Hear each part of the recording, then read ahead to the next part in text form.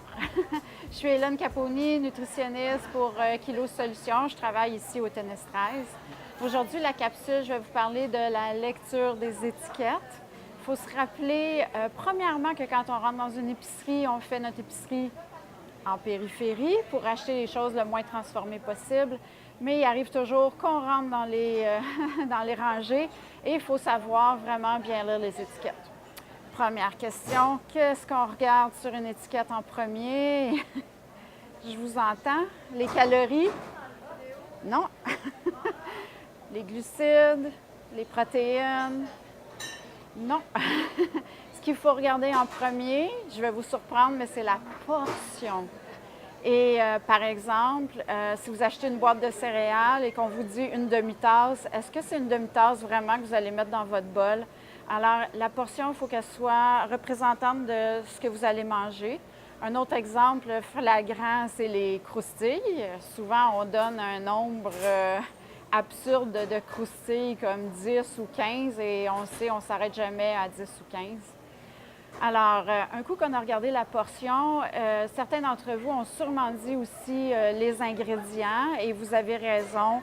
Il faut s'assurer que sur une étiquette, il y a le moins d'ingrédients possible et sur un yogourt nature, par exemple, vous allez voir qu'il y a 2 ingrédients, ce qui en fait un aliment parfait.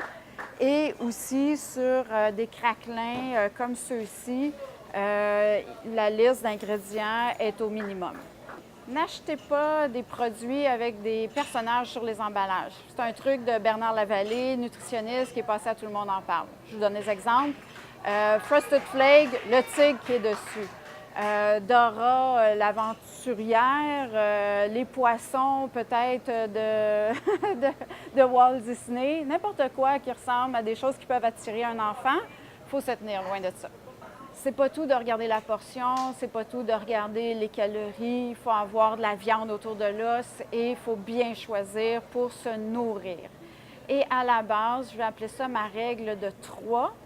Minimalement, quand vous regardez une portion, il faut que vous ayez 3 grammes de fibres, 3 grammes de protéines.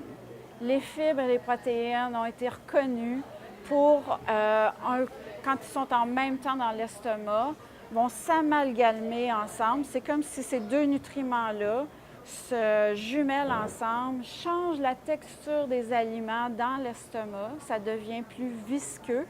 Donc, ça prend plus de temps à sortir de l'estomac et ça gonfle aussi. Donc, ça a un pouvoir rassasiant plus fort que n'importe quoi d'autre. Alors, c'est important. Vous allez voir ici, vous allez me dire, oui, mais Hélène, il y a juste des protéines dans le yogourt, il n'y a pas de fibres. Alors, il faut savoir à ce moment-là jumeler des fibres dans des aliments. Comment on ajoute des fibres? La graine de chia, on rajoute des fruits, il y a des fibres. Des bonnes céréales. Je pourrais vous en reparler dans une autre capsule parce que ça peut prendre un temps fou choisir une bonne céréale. Et je vais revenir sur ma règle de 3. J'aime le chiffre 3, ça doit être un chiffre chanceux. On mange aux 3 heures, 3 repas par jour, 3 heures sans manger avant de se coucher. Et puis, ma règle qu'on rajoute, 3 grammes de fibres, 3 grammes de protéines. Sur ce, je vous laisse. À la prochaine capsule.